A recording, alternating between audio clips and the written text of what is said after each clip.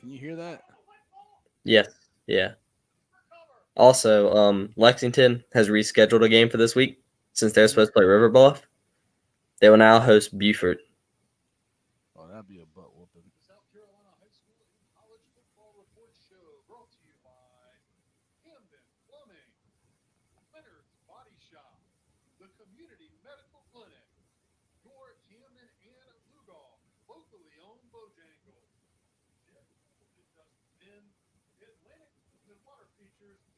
All right, I've got the comments open, so somebody wants to comment should be able to see that on the right.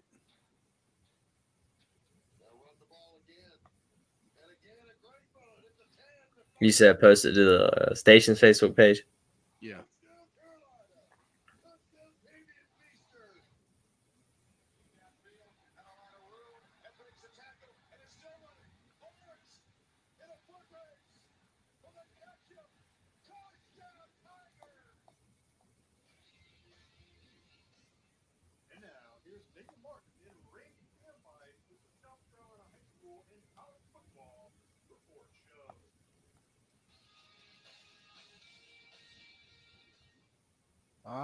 Yes. Welcome everybody to the South Carolina High School and College Football Report Show.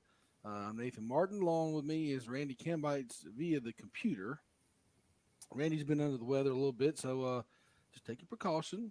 Make sure we social distance here, but we still got a lot to talk about today as college football obviously underway last week. Clemson got the win over Wake Forest. They're back in action today, having their home opener in Death Valley as the Citadel Bulldogs go to Death Valley to take on the Clemson Tigers. And we get to talk a little high school football, Randy. Week one is here coming up this Friday night. Although, if you're a Camden Bulldog fan, you're going to have to wait at least one more week before you get to see the Bulldogs play, as they had to postpone their first game with Lakewood. That will move back to the game before Lugoff. It would take the place Yeah. of AJ on the schedule. So you have the schedule of the uh, week one matchups. We'll go through those. But just in a general sense, Randy, I was scrolling Twitter last night and a lot of scrimmages last night. Dorman was in a scrimmage, I believe, with Dutch Fork, um, up in Gaffney. Fairfield Central scrimmaged Irmo. So a lot of scrimmages took place last night to kind of find out what you got in this pandemic era, if you will, this season, and not getting the practices that you normally would. But we'll try to break down these high school games as best we can. But finally, Randy, high school football, it is game week for most people around the state.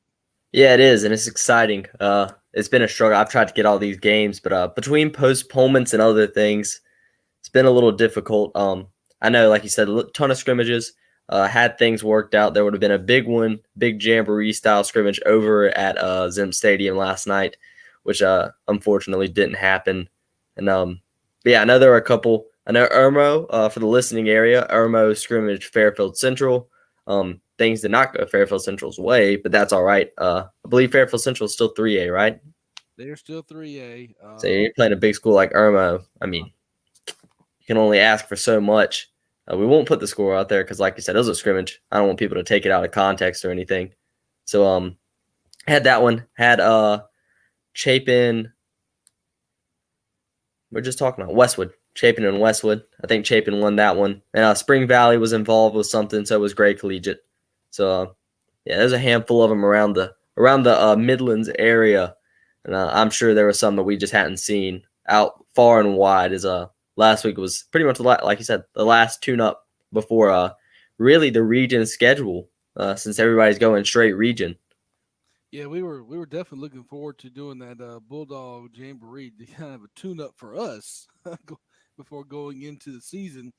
Unfortunately, that didn't happen. But yeah, it's especially this year. It's different because you had that the phases that the high school league mandated because of COVID-19 that you had to practice a certain phase. I believe it was 2 weeks before you can move on to the next phase. So a lot of people got that scrimmage in last night to kind of see what you got before you start going into game prep this week for your first week's opponent. And for Camden, obviously that they got an extra week because they're not playing on this coming Friday. But for Lugoff Elgin, they're in game week. They're getting ready for the Dreer Blue Devils. North Central, they're getting ready for Chesterfield. So it's here. It is finally here. I know Matt Campbell and Tyrone Drake have been telling his kids, hey, it's time. Let's put it all together here in practice. Let's have a good week of practice, and let's go Friday night and try to start the season off on the right foot and get a win. Both teams on the road. So that's a little tricky. Although with Lugoff Elgin, you could say both them and Dreer are kind of on the road because they're playing at Memorial Stadium, which is not at Dreer High School. That is where Dreer and AC Flora and Columbia all share a stadium. And then, of course, North Central going to Chesterfield. That is a trip that North Central has made. Uh, Golly, it seems like for 10 years now, straight, ever since Steve Tannehill was up in Chesterfield. When they went there for a playoff game, the following year they kind of picked Chesterfield up in the region. And it seemed like they've been in the region with Chesterfield ever since. So they're familiar with that. But let's get to the slate here. Let's start with the games locally here, Randy. They're in the local area. Let's start with Lugoff, Elgin, and Dreer. Yeah, Lugoff Elgin and Dreer. Lugoff Elgin is at Dreer, if I'm not mistaken. And yeah, confirm that at Memorial. It'll be exciting for Lugoff. Dreer obviously has since people in the local listening area will remember them from Camden's region 5 or 6 years ago. They were pretty good then. They've kind of taken a step back since they moved up to 4A. That'll be a good opportunity for Lugoff Elgin to get an early win under their belt in region play and really kind of establish themselves as a force moving down from Class 5A. Yeah, they had the Armstrong kid a couple of years ago, quarterback. Yes, That was pretty I good. remember him. Lorenzo Ward's son was a decent running back for him. Dreer struggled last year, and I think Lugoff's mo, especially on the offensive side of the ball, is keep Tyler Dixon healthy. If you can keep him healthy, that running back spot, he is a very explosive running back for the Demons. But he's been plagued by injuries, and it's no shot at him at all. It is what it is. It's football. Injuries happen, right? So if Lugoff can look, their defense has been fine. Last couple of years, their defense has kept them in just about every single ball game. So you got to feel like their defense is going to get stops. If they can get Tyler Dixon out in space, I think the Demons will be fine and can start that season off on the right foot. Because Randy, this year more than ever, region games they've always been important, but even this year they're more important because now this year because of COVID-19, only the top two teams in the region make the playoffs. So you can't afford to start off with a loss in region play right off the bat in week one. Yeah, and like we always said, any team that has an early loss out of region in high school football, it's these games they count, but not really. They don't really count because it's not region. It doesn't count to your playoff record. At the end of the day, that's just a blip on the radar when you're looking back on the season. But that's not the case this year. Lugoff, Elgin, and Dreer, that's a conference game. That's a region game. You got to come out firing. And I know Lugoff has played some early scrimmages. I know they played White Knoll. They have it on Max Preps. According to Max Preps, they beat White Knoll, which is big for them. It looks like they're off to a good start already. So, if they can continue that momentum into Dreer, you'll be looking at big things for Lugoff Elgin this year. And same for Dreer. It's a tough region. That region consists of Lugoff, Elgin, Dreer, AC Flora, R&E, and Westwood. So there's not a whole lot of breaks in that region's schedule. It's going to be tough throughout. So getting that early head start will be huge. Well, you look at that region, Flora. No disrespect to Lugoff, Flora would be the favorite, I would think, to win that region. They had a really good year last year. But you look at Lugoff, you got Dreer. Okay, you win week one, you take care of the Dreer Blue Devils. You got R&E, who didn't win a game last year. And then you got Westwood, a team you beat a year ago. So if you're the Demons, you got to feel pretty confident going into this region that, hey, we're not writing it off as we're gonna finish second, but you figure, if the ball doesn't bounce your way against AC Florida and you lose that game, you still got a pretty good chance of finishing second, making the playoffs. I know the thing that has been impressive with Lugoff, and it should not be a shock because Matt Campbell is a very good coach over there, but their offensive line has been really good. They open up holes for Tyler Dixon, and they if they can be maulers on that offensive line, especially against Dreer and R&E, and then again against Westwood like they did a year ago. Yeah, I figure Lugoff's going to be right there in the thick of things. And heck, even with Flora, I mean, how many kids with Flora have coming back?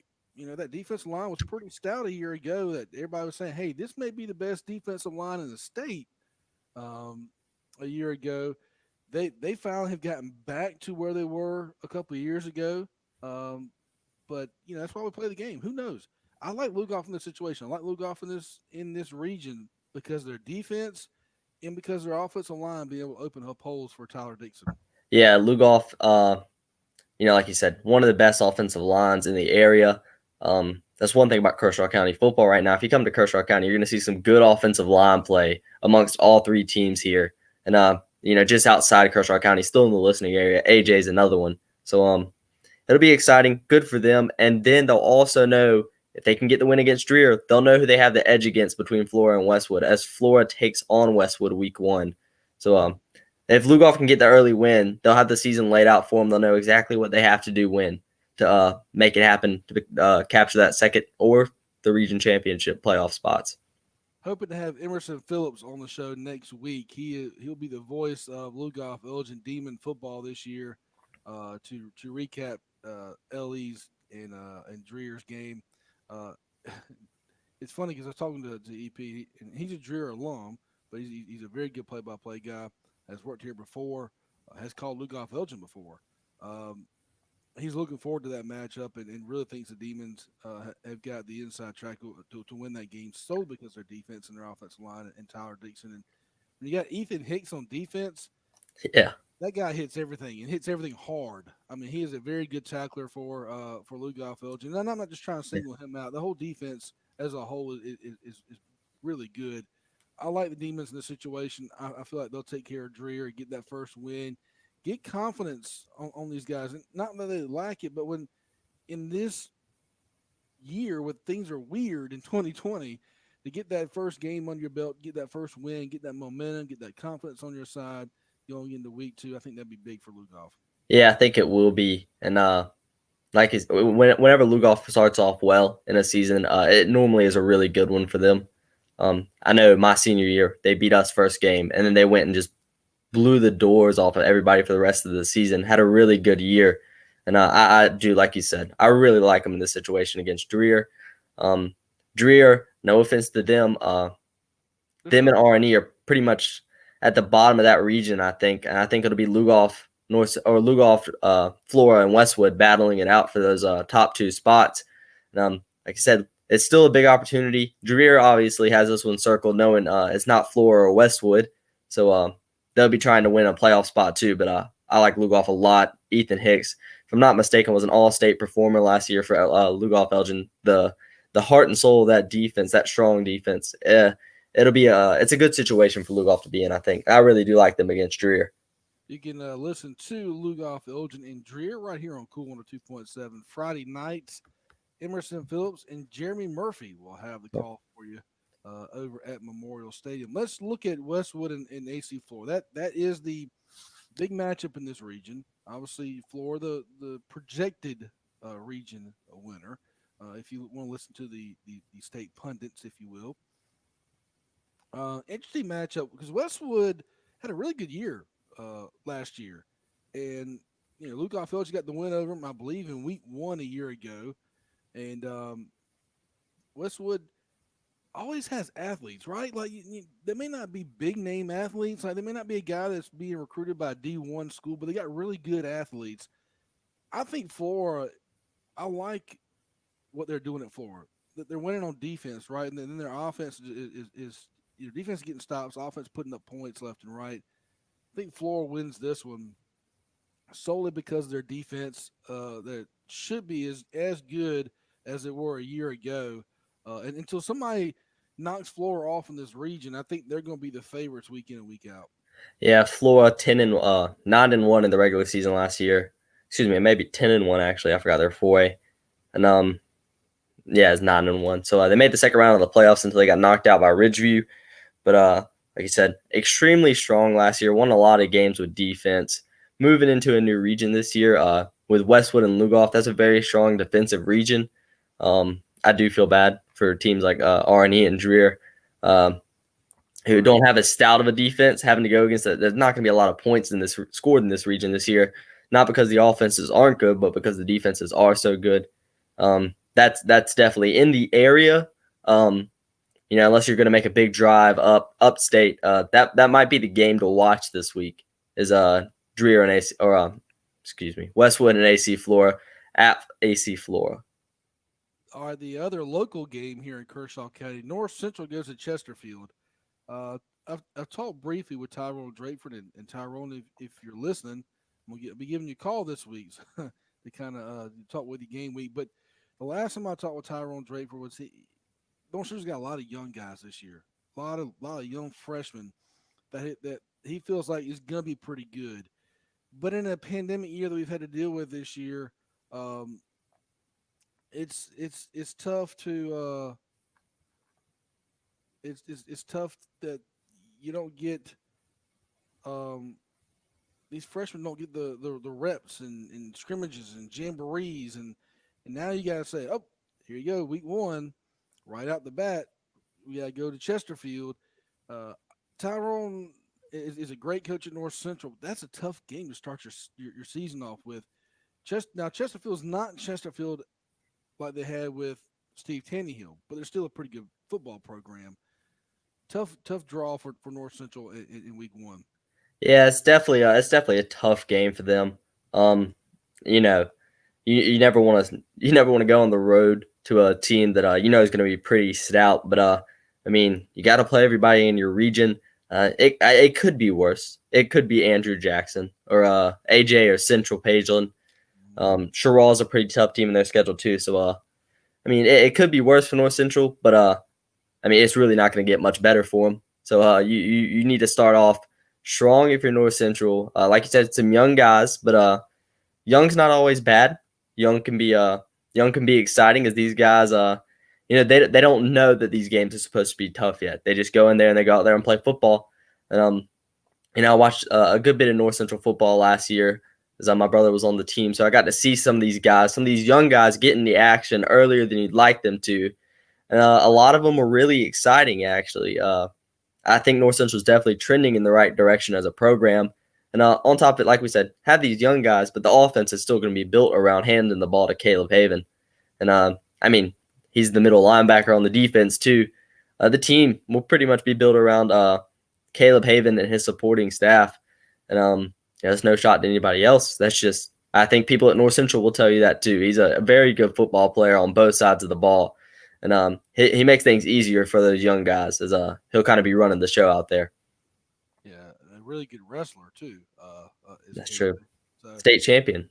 Yeah, it's a tough draw for North Central, but I feel like maybe not this year, but next year could be the year the Knights really make some noise in the region. These guys have a full year under their belt.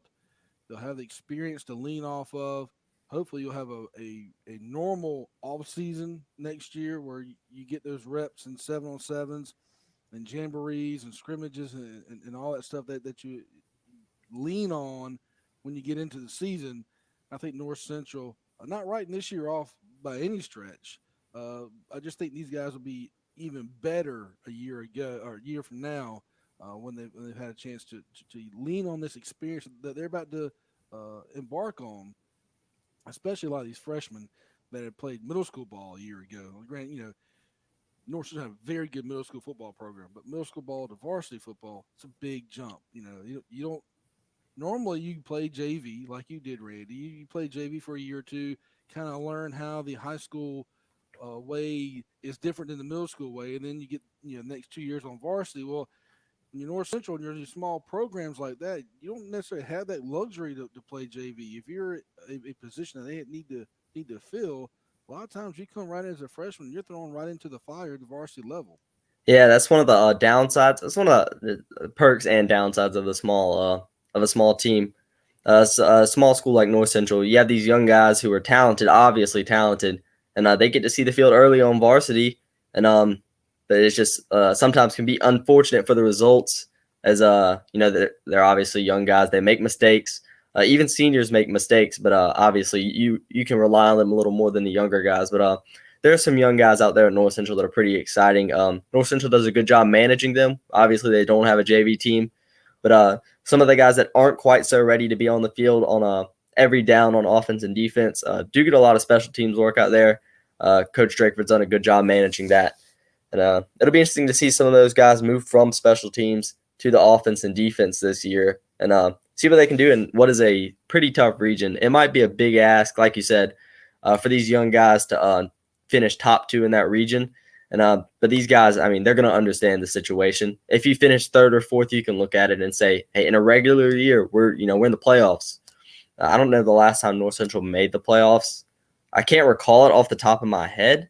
I think it was Tyrone's first year. Was it his first year? I knew he came in and started off really well. His first year, they made it. I think they made it to the second round of the playoffs, and they got. They did. I think it was. Yeah, I think you're right. I think it was the same year Lugoff made that first return to the playoffs.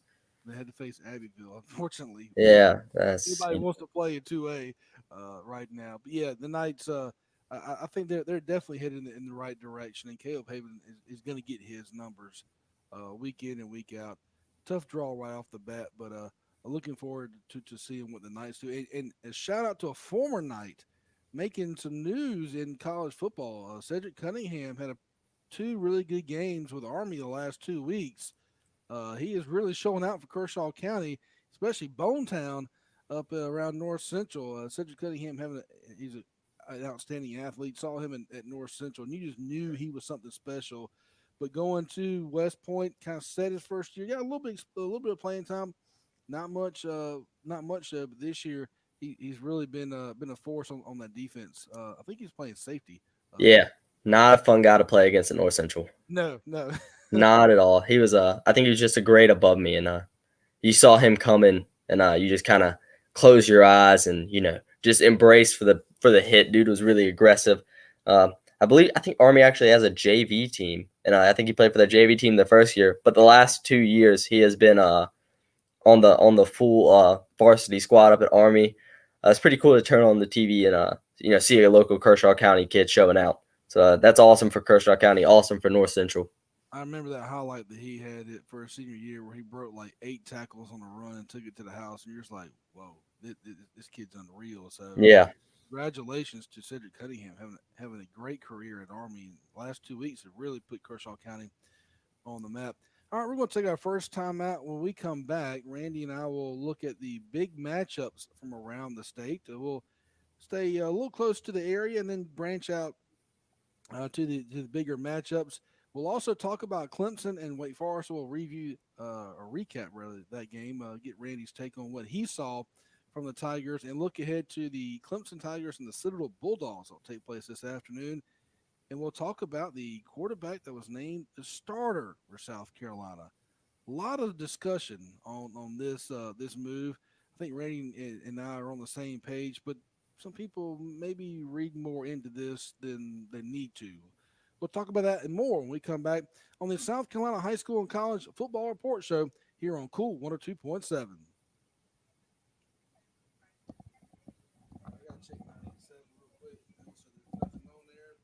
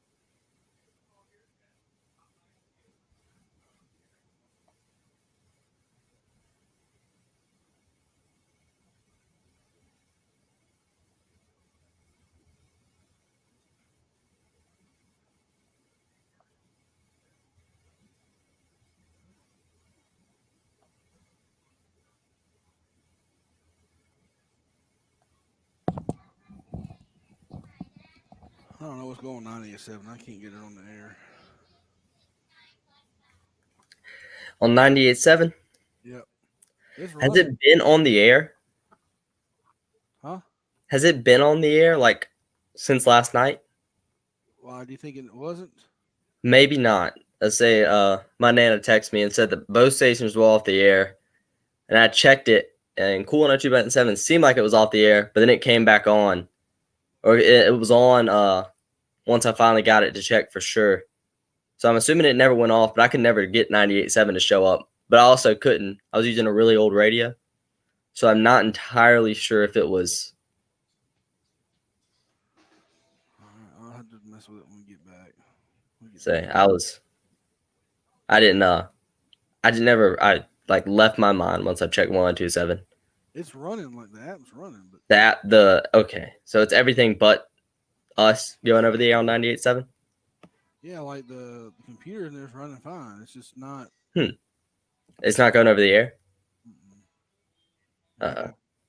All right.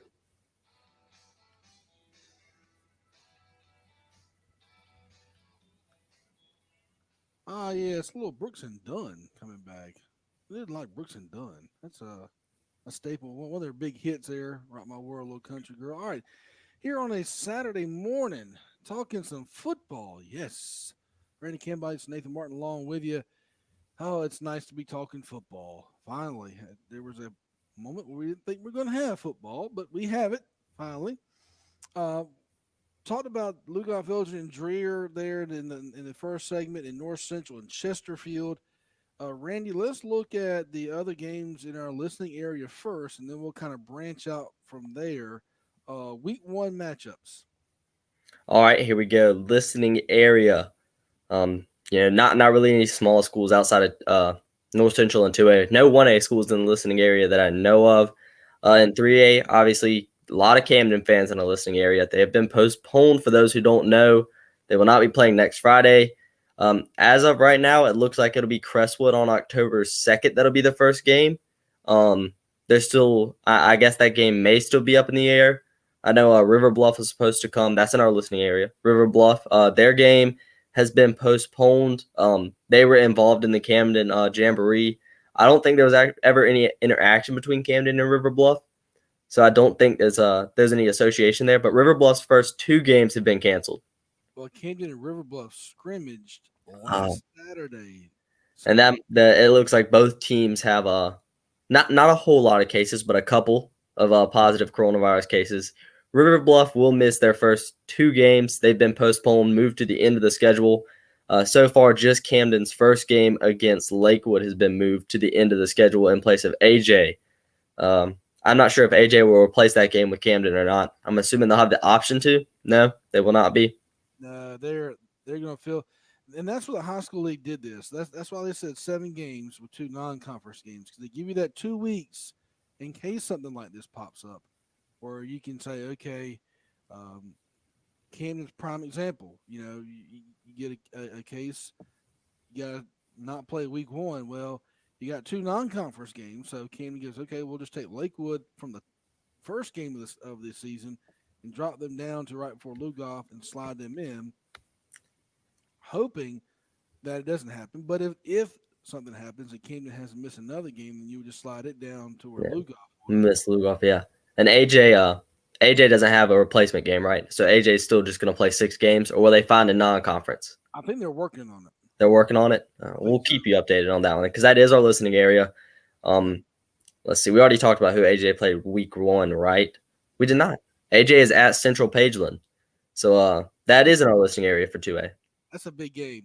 That is a big game. That's a game that I think will kind of determine that region up there. Central Pageland's a very good football team, have been for years, and AJ had a great year a year ago. I think they went 10-2. Yeah, preseason ranked number 8 in Class 2A, so that's big for them. Huge for the Volunteers. They had a very good football team a year ago, and I expect nothing different this year. Central Pageland, it's one of those teams where their record might not be where they want it, but they're always a physical football team. They always play very tough. I get back to when I was coaching with Camden Middle School, we played their middle school program, which is New Heights. It feeds into Yes. Central Pageland. Yeah, so that's of interest in the listening area, especially if you're a North Central fan. You'll probably be keeping up with that game, seeing as AJ is one of, if not your main rival, and in region. Some other games in and around the listening area, like we said before, Westwood at AC Flora. That's of interest to Lugoff as that is in region. Irmo is at Richland Northeast, in our listening area, I believe. Not too far out of it if they aren't. Um, That's a tough Not game. necessarily in the listening area, but probably of interest to people in the listening area. Hartsville at West Florence. Camden and Hartsville, longest running rivalry up until this year. Obviously, sadly, won't be playing them this year, but they have to go to West Florence. That'll be a big game. And then White Knoll will travel to number 2 Dutch Fork, ranked second preseason in Class 5A. Kind of surprising. Gaffney's ranked number 1 there. Yeah, can we talk about that? I Listen, can't justify it. I kind of went on a tangent last week in your absence. Why Gaffney's number 1? If you think Gaffney's going to be a state champion this year, that's fine. Yeah. Dutch Fork is a 5-time title state champion. Not 5 times, 5 in a row. 5 in a row. 5 in a row. Until somebody knocks them off, they are number 1. I don't care if Tom Brady is suiting up for Gaffney. Until somebody knocks off a 5 in a row state champion, they're number 1. Yeah, I agree with that. Gaffney does have a tough test this week. They have Bowling Springs. Number 12 Bowling Springs will be at number 1 Gaffney. No problem. Yeah, Spring Valley is the last game in the listening area. They travel to number 8 Rock Hill. So early tough test for Spring Valley, two historically rich programs in the state of South Carolina.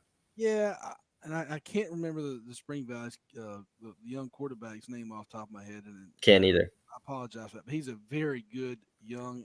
This guy's going to be a stud. By the time he gets his junior year, he's going to have offers all over the place. Kid is phenomenal. Robin Bacon does a fantastic job over at Spring Valley. I would give the nod to Spring Valley in this case. That kid plays a freshman last year. Yeah. He's got a lot of experience. He's got a some of an off season off under his belt. I think Spring Valley goes to Rock Hill. I think Spring Valley, that is at Rock Hill, right? Yeah, it is at Rock Hill. Yeah, I think Spring Valley goes to Rock Hill and gets a win and starts their 2020 season off on the right foot. Yeah, it'll definitely be a fun game. It'll be interesting to see who does win up there. Like I said, 2 historically rich programs that are trending in the right direction. One more in our listening area that I missed, Northwestern at number 10 Ridgeview. Ridgeview, man, the Blazers. What can you say about Perry Parks?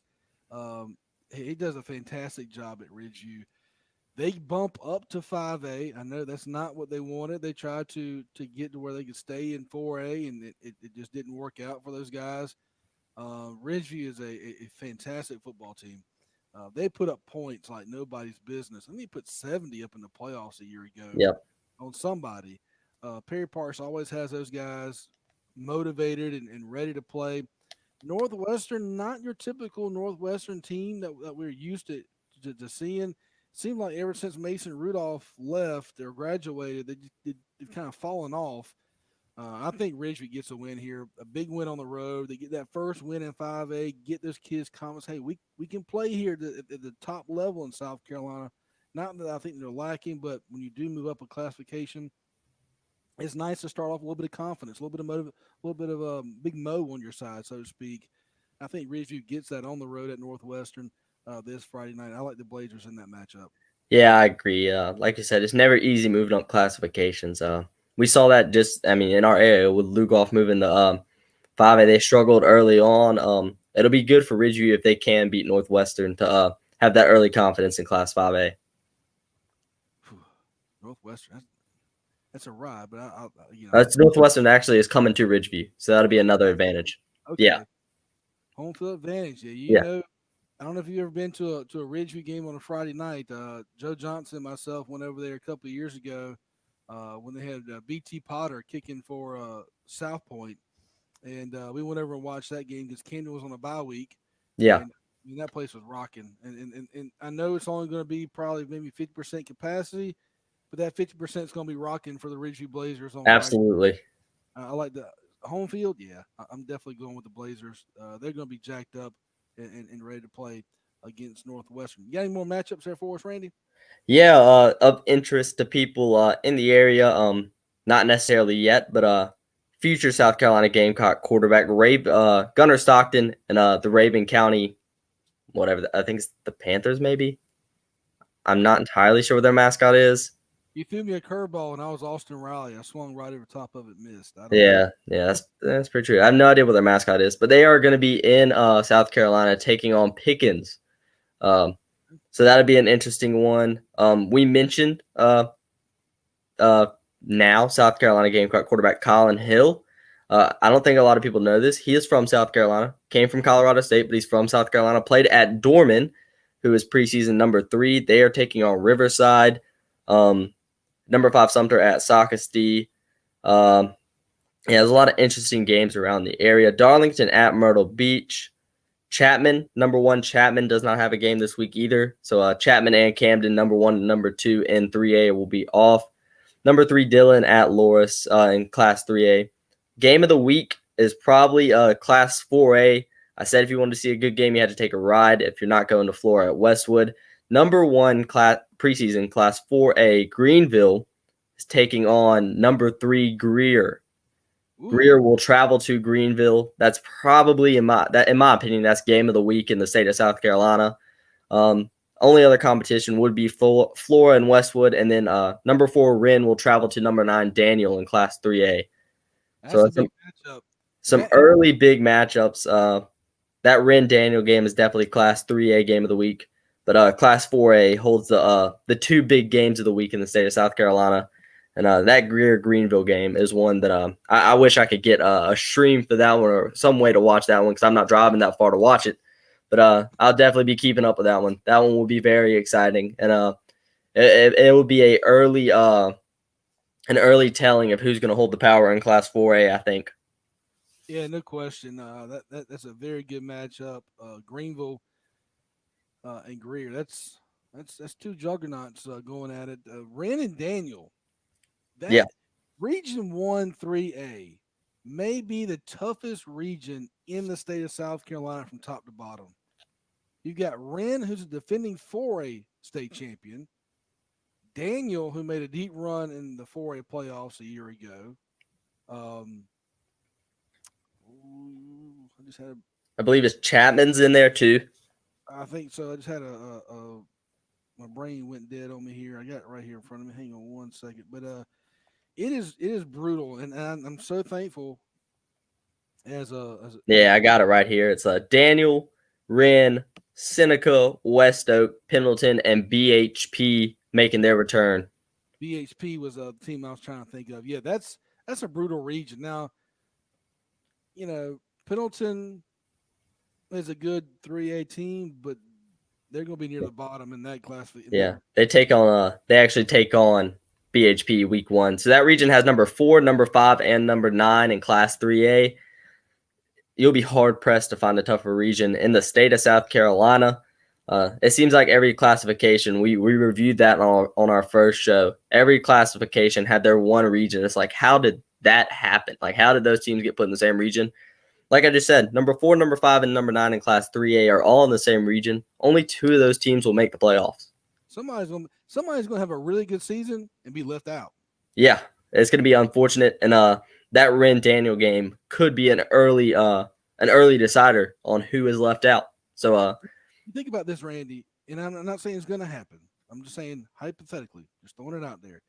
Let's say Daniel beats Wren, and then Wren stubs her toe against BHP. Wren's probably not going to the playoffs, and they were defending champion a year ago in Class 4A. And you're gonna miss the 3A playoffs, which is, I mean, you're pretty much Wren and Daniel are pretty much starting off their season with a playoff game. No offense to Pendleton and BHP, but you gotta expect BHP to handle Pendleton. And obviously, if you don't, that's just stubbing your toe in that 3-team dance up there. So be interesting to see. We'll keep an eye on that one too. Next week, next Saturday, it's going to be interesting for a lot of people. You want to tune in to get the results for these games, for sure, because I'm excited for knowing that Camden's not playing this week, which is our job. We would have been at the Camden game calling it. I'll get to sit at home now and keep track of all these games from around the state, full focus. It'll be very exciting for the first week of high school football. Yeah, won't be much college talk on this show next week. Next week's going to be pretty much 90% high school scores. We'll preview South Carolina and Tennessee near the end of the program, but for the most part, it's going to be a statewide school board in high Yeah, school sports. Give you all the scores from all over the state. I'm looking forward to seeing how these games do because there are some interesting matchups as we just went through. All right, let's turn our attention to Clemson. Wake Forest scored a late touchdown, made it closer than really what it was. Clemson dominated this game from the get go. Kind of expected that. Wake Forest lost their quarterback in Newman, who transferred to Georgia and then turned around and opted out for the season. Dave Clawson, I believe, is the coach at Wake Forest. I think that's right. Yeah, They're trying to make a bowl for the fifth straight year. which may be a sure thing. Yeah, I'm not entirely sure how bowl games will work this year. Everybody may make a bowl game according to ESPN controls the bowls so it's kind of up to them. But they may accomplish that. But like you said, even in a regular season, pushing for 5 straight bowls, he's definitely taken Wake Forest to a new level, and that's not something you can say would be normal at Wake Forest before he got there. No, and look, they had a tough draw. They drew Clemson, first week. That's a tough draw for Anybody. 95% of the teams in college football. That's a tough draw for everybody. That Clemson may not beat everybody, but obviously the Clemson fans, throwing us up at their radio right now saying, of course we'll beat everybody. I think they'll get their chance, especially after seeing them week 1. And even if they do slip up and lose to somebody like Notre Dame, I think Clemson's got their ticket already punched to the playoff. I think they'd have to slip up more than once. Yeah, Trevor Lawrence had a good performance. It wasn't great. Yeah. It wasn't bad. It's just he didn't have to. Yeah, I mean, he did what he needed to do. I think it was like 22 or 28, so he only had 6 incompletions. Yeah, 2 rushing touchdowns for the first time ever in his college career. Did it in the first quarter. So yeah, I mean, it's hard to draw. It's hard to draw anything from early Clemson football games, especially when they play against the worst teams in the ACC.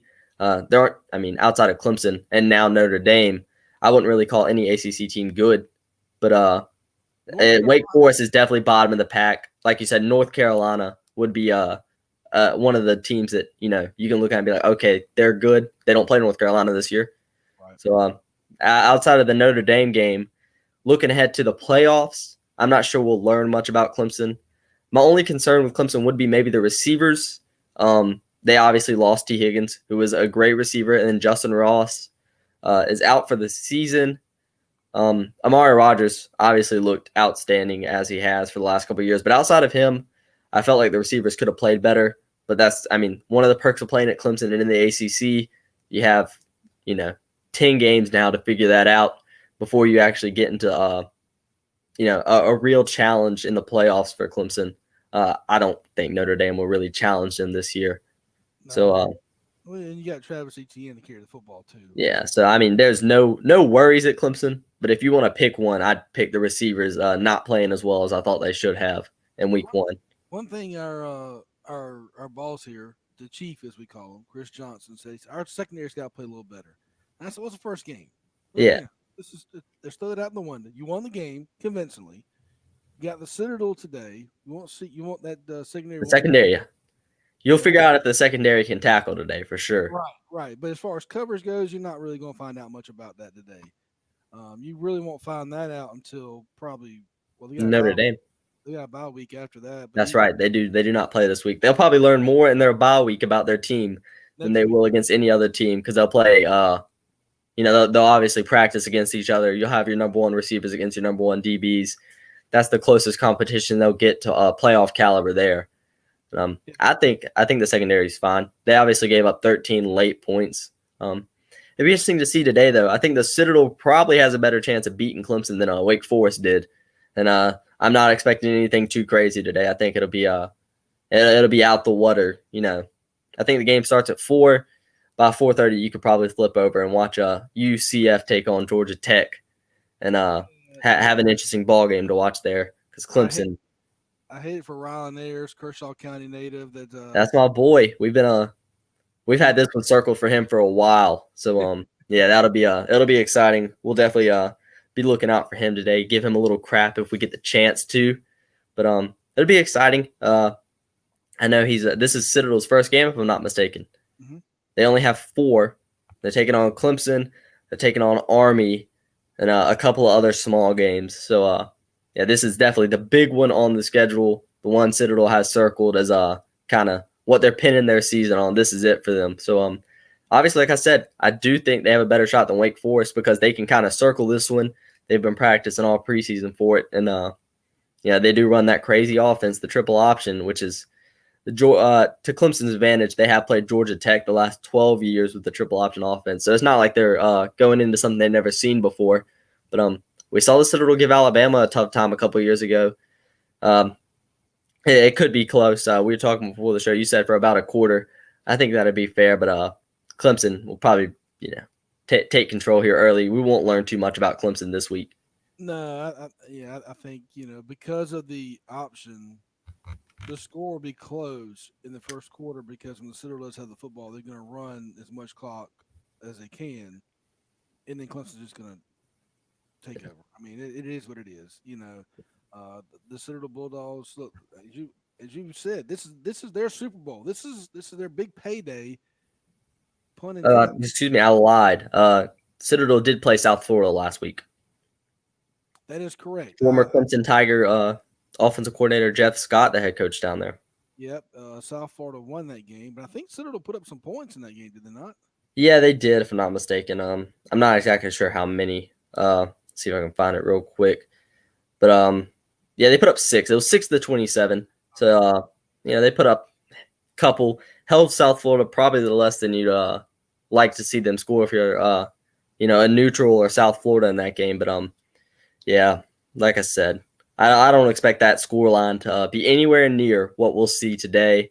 And if South Florida can hold the Citadel to 6 points, Clemson may be in line for the shutout, probably scoring 50 plus. So yeah, I don't expect anything significant, but it's always fun. As a South Carolina fan, I'm sitting here, having to watch 2 Clemson games before I get to see South Carolina play. So obviously, as any Clemson Tiger fans will be excited just to see their team get on the field. So I am a little jealous in that respect, but I will be watching that game today, flipping back and forth between that one and watching my UCF Knights kick off their season. Yeah, that's a home opener for Clemson, so Yes. they're going to be ecstatic to have a home game. This game will be over with by the end of the first quarter. No disrespect to the Citadel, it is Clemson, and what they've done over the last 5 or 6 years is just been unreal. So Tigers. Tiger fans, if you want to listen to that game, you can tune in to Cool 102.7 at 1 o'clock for the Tiger Tailgate Show. Kickoff is set for 4 p.m. Again, all the action can be heard right here on Cool 102.7. All right, let's move to South Carolina as we close the program out here. You still got a week before your first game. You got Tennessee at home. Tennessee comes in ranked 25th. That's a little I don't know what's the word I'm looking for. It's a little overly overranked, I think, for Tennessee. Yeah, overrated. I think they're better than what they have been. I think they're ranked there because all the Big Ten and Pac-12 teams are no longer ranked. And then there's a couple of teams like Boise State would be ranked if they were playing. I'm not sure how the rankings will sort out now that the Big Ten is coming back. Maybe they'll throw the Big Ten teams back in there. I think the Big Ten will be eligible for the playoff. So I think teams like Tennessee's ranked 25th. South Carolina's like 28, 30. I mean, I don't think either one of us have any business being that high. Right. And then Coastal Carolina got votes last week, so that kind of shows you how the poll goes right now. And then you'll watch it, you'll turn on the TV and you'll see number 25 Tennessee. That doesn't actually mean they're the 25th best team in the country. They're just the 25th best team playing, and I'm not even sure if that's really the case. No, I don't think so either. And for South Carolina, obviously losing Marshawn Lloyd was a big hit offensively. He was going to probably, in my humble opinion, I think he was going to win SEC Freshman of the Year. He is that talented of a back. Unfortunately, he tears his ACL, and hope he has a full and speedy recovery. But you look going in this game, Collin Hill got named the starter for South Carolina. People start jumping off the cliff, Randy. Oh my goodness, we're stunting Ryan Helinski's growth. What are we doing? Collin Hill played at Colorado State. He's got no business starting in an SEC school. Pump the brakes, people. Pump the brakes. There's two legitimate reasons why Collin Hill is a starting quarterback for South Carolina. One, he has been in the Mike Bobo offense for 3 years, It's probably, I think he's a redshirt senior, is he not? or four. So three or Is 4. going into his really 5th year. So he knows a playbook just as good as Mike Bobo knows a playbook. Yeah. He can run the offense as good as anybody. Yes, he played at Colorado State. Ryan Helinski still coming off that knee injury. Don't forget, he played 90% of the season last year on one good leg. So you don't want to put a quarterback out there that's coming off of an injury, that's having to think out there. Yeah. You know, Randy, as a football player, if you think you're not executing at the highest level, it needs to be reaction. Especially at the quarterback position. Right. So you put Collin Hill out there. He knows the offense. He knows how to read the defense and what Mike Bobo expects out of this offense. And I think too is he you want Helinski to kind of see it from the sideline. Let him watch Collin Hill run the offense to see what Bobo expects out of a starting quarterback. Do I think Helinski could overtake Collin Hill some point in time this year? Maybe, depending on how the offense goes. I just think that with South Carolina, the big question marks. You look at defense, defensive line.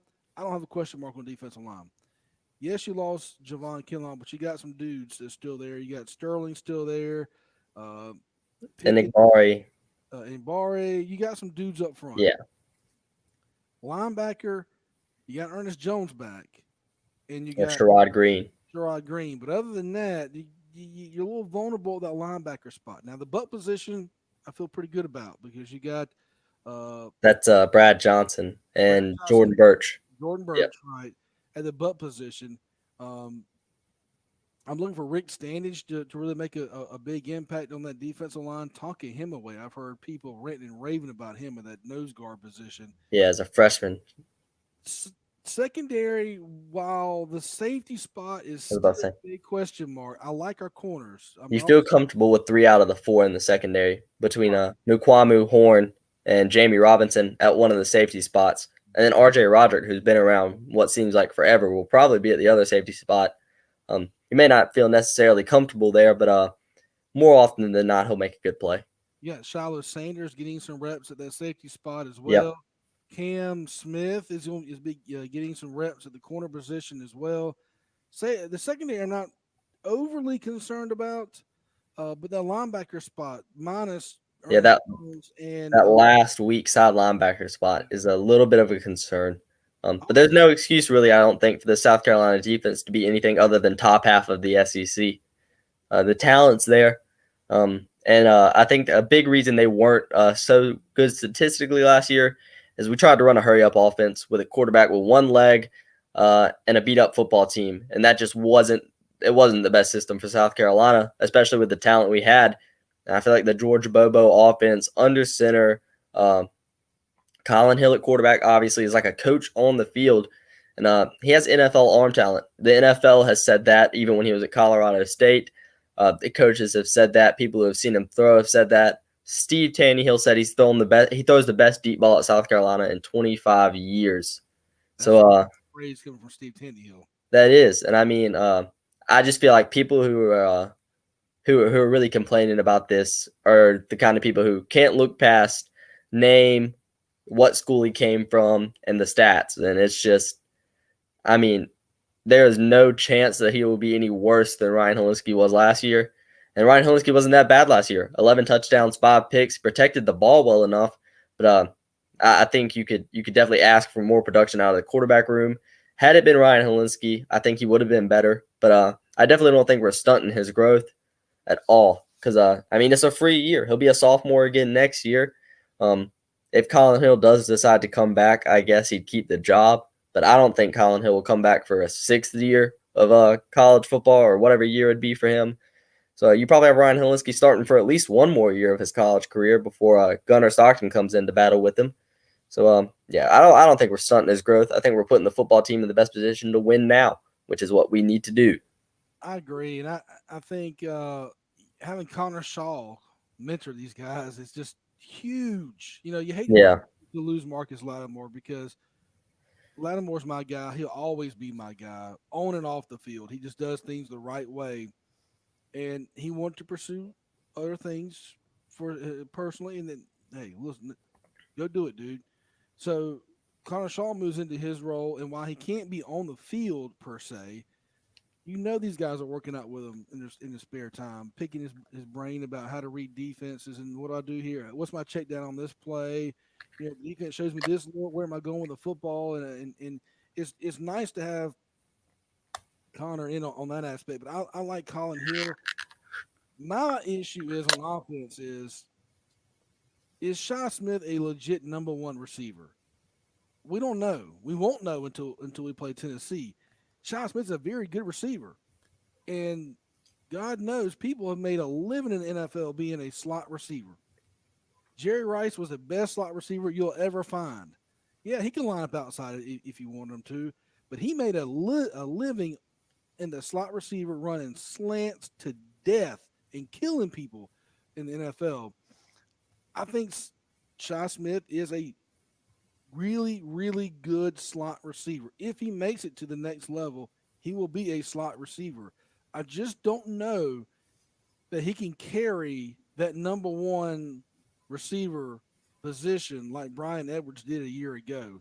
If he doesn't, who's going to step up? We've heard Rico Powers is really coming along as a freshman. You've got Corey Leggett, who had some flashes, Xavier. or excuse me, Xavier, uh, had some flashes last year, Yeah, being a really good wide receiver. Jakari Caldwell I've heard his name a bunch coming up. transfer Jalen Brooks is probably the number one guy if it's not going to be Shy Smith. If they can get him Right. eligible, if the NCAA will answer his eligibility, that's another guy that people have been like, "Oh, dude's from Wingate, and we're excited about this." And it's like it doesn't matter. I promise he was not the only player at Wingate.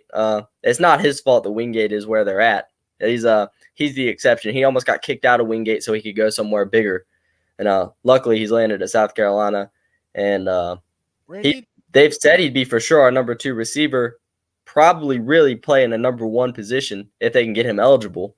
But the NCAA, they'll probably close their eyes, throw a dart at a board at some point. It might be after our first game, and depending on where it lands, he'll be eligible or not. it goes back to the name with Brooks. People look at Wingate, go, okay, but we've seen guys in the NFL come out of small schools. Do you know where Jerry Rice went to college? Like Southern Missouri State or something crazy like that. I don't even know if they have a football team anymore. Mississippi Valley State, the That's Delta right. Devils. So who cares if he went to Wingate? Can the man catch a football? For all intents and Yes. purposes, we heard yes. He runs very good routes. He's got pretty good speed. He's like If 6'4", runs a 4.5. So if he becomes eligible, yeah, I agree. He's number two, but we can't count on him right now because we don't no, know. because So you can't trust the NCAA. you got Shy Smith, you got Xavier Leggett. I would think your number three would probably be Rico Powers, from what Yeah, I've then heard in practice. the only other name they've thrown out there, the for sure top five, you take out Jalen Brooks, it's the for sure top four, and it's former quarterback DeCarrion Joyner. And then past that, like you said, you have the freshman Jakari Caldwell, Rico Powers, and Luke Doty, who's actually our third string quarterback, but he's just too talented to leave off the field.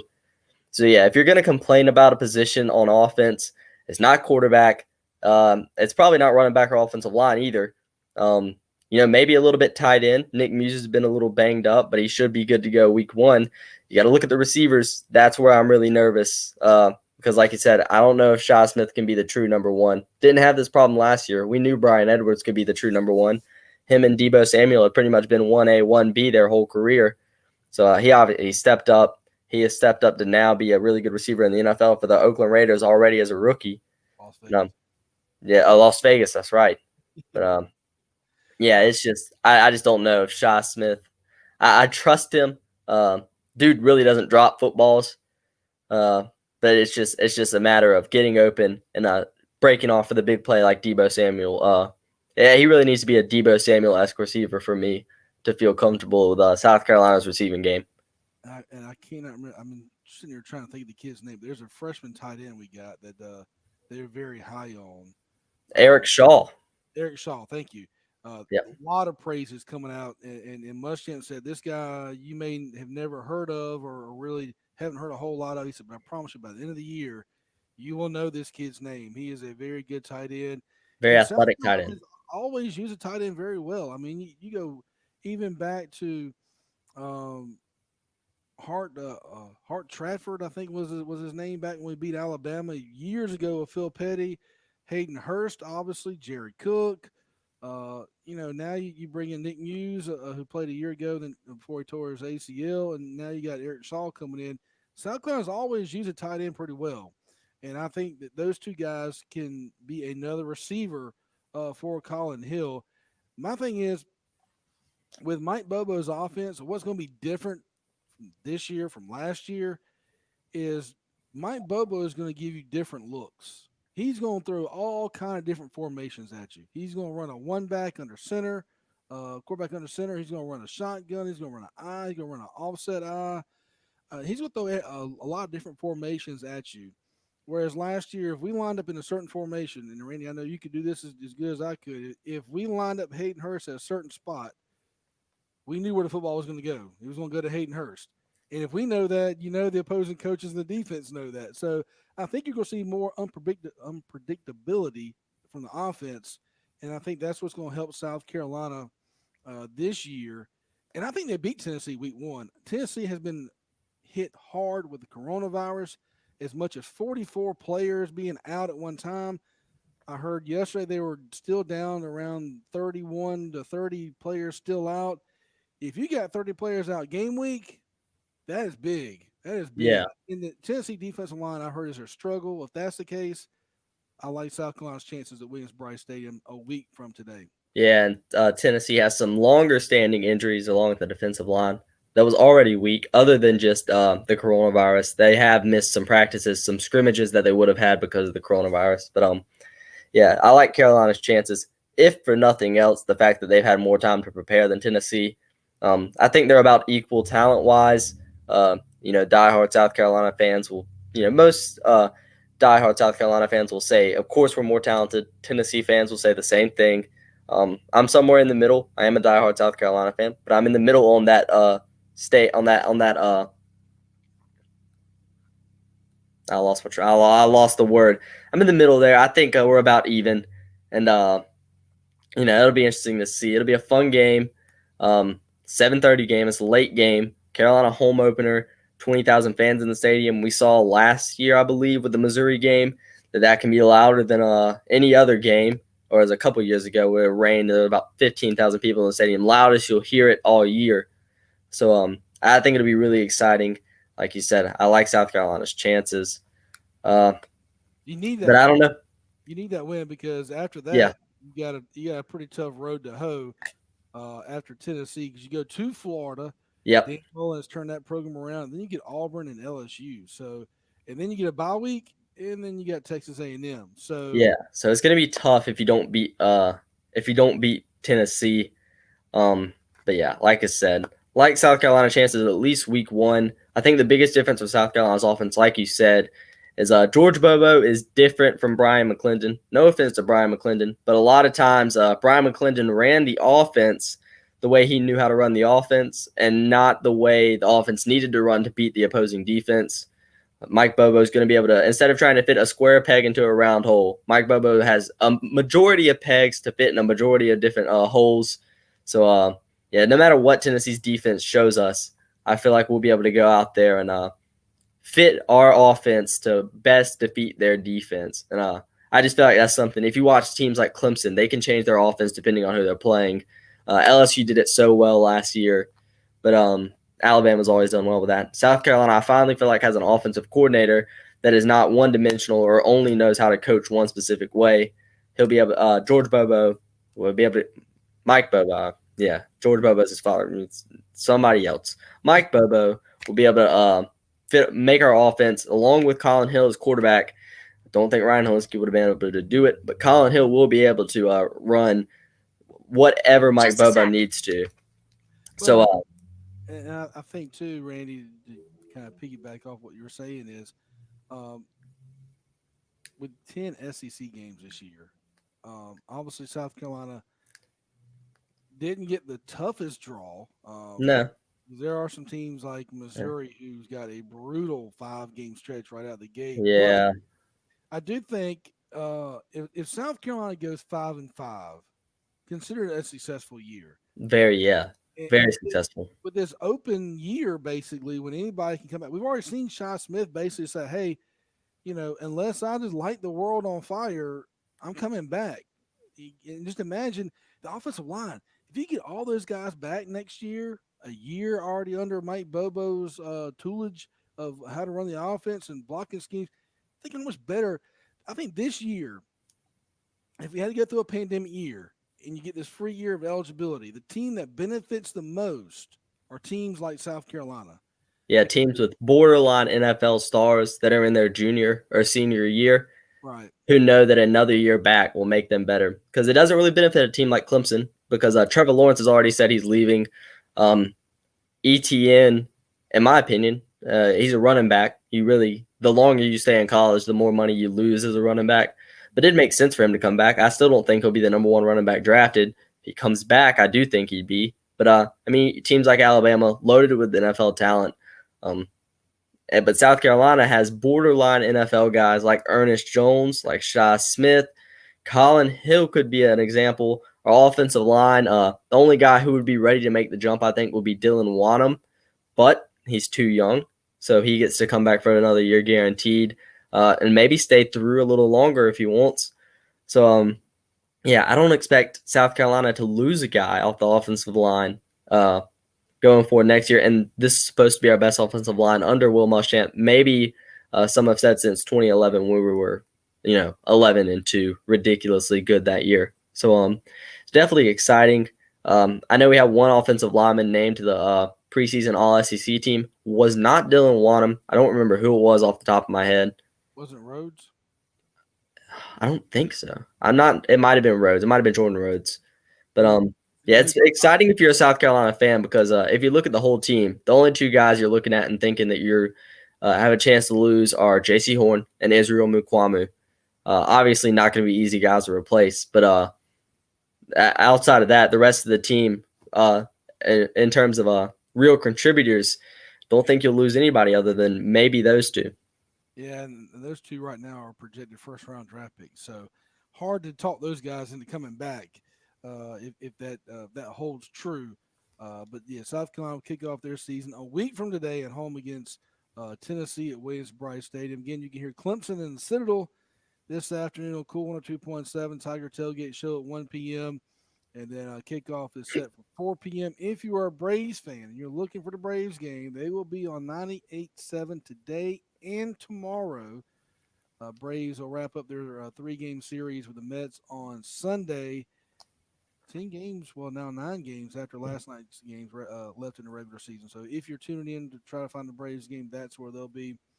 Randy, looking forward to having you back in the studio next week. A little different this week via the YouTube live and the computer, but looking to have you back in. And I'm excited for the show next week to finally have something to dig into, something to grasp. Something other than just speculation. Right, for high school sports. We'll get to see the scores from Friday night, kind of see what teams are doing what, and we'll have a full statewide scoreboard recap on the high school scores and look ahead to the next week's matchups. And then, of course, we'll definitely break down South Carolina and Tennessee more in depth next week as Clemson has a bye week next week. So be sure to tune in to next week's show. Going to work on getting a couple of local coaches too. I was going to have Coach Renf on today, but due to their issues with the virus, we thought it might be better to kind of push it back another week. Yeah. I'm going to try to have him and Matt Campbell at Lugoff, Elgin, and Tyrone Drakeford of North Central. And then as the season goes along, definitely want to try to get Robin Bacon from Spring Valley and Perry Parks from Ridgeview, and then Blythewood's a team to watch out for as well. They got a receiver that's getting offers from all over the place. So I'm gonna try to get you some coaches in here, and man, I'm just excited. Football's finally here. Randy finally got the taste of it last week with NFL on Thursday night when you had the Chiefs pretty much do what they have done to everybody, and then last night you had the Browns and the Bengals, which is Yeah, Thursday night. You go from giving us Chiefs, Texans to giving us Browns, Bengals. Like, come on, Thursday night football. right. That was a little bit of a snooze fest Yeah. last night, but I'm just excited. Football is back, and we get to sit here and talk about it. So look forward to having you into the studio next week. Yeah, look forward to being back. Anybody who's listened to us do games over the last couple of years knows that we love keeping up with the scores, big scores from around the state in the press box. Now we get a whole hour to do it on Saturday mornings. If you're just catching the end of the show, next week is definitely the week to tune in. Week 1, we'll have all the scores. We've already highlighted the big games from around the state. And Lugoff and North Central will have recaps there. Lugoff obviously will be on the air next Friday on Cool 102.7. But we'll definitely recap that game. It's exciting. Football is back. We'll be able to preview South Carolina finally playing a football game. Probably look back at Clemson destroying the Citadel just a little bit. But yeah, like I said, NFL's back. College football is all the way back starting next week. And then the high school football around the state will finally kick off, other than just some SCISA action. So we'll have a full week of football officially starting next weekend. So it'll be it's very exciting. Really looking forward to the full slate of high school, college, and the NFL all together on one weekend, like it should be. Finally kicks off next weekend. Yeah, I couldn't do it today because I don't have the technical expertise that Randy's got. But next week you'll see the score scrolling on the bottom. That's something that so if you're listening, tune into YouTube. I know you don't want to look at our mugs for an hour, but we'll have a scrolling marquee of scores and stats. And Randy's he's the go-to guy for that. And unfortunately, we didn't weren't able to do that this week, but next week with all the high school scores, we'll definitely have that on here. 8:05 a.m. every Saturday during football season, right here on Cool 102.7. You can find the South Carolina High School and College Football Report Show.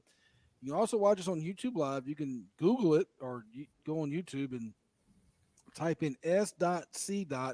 High School and College Football Report Show.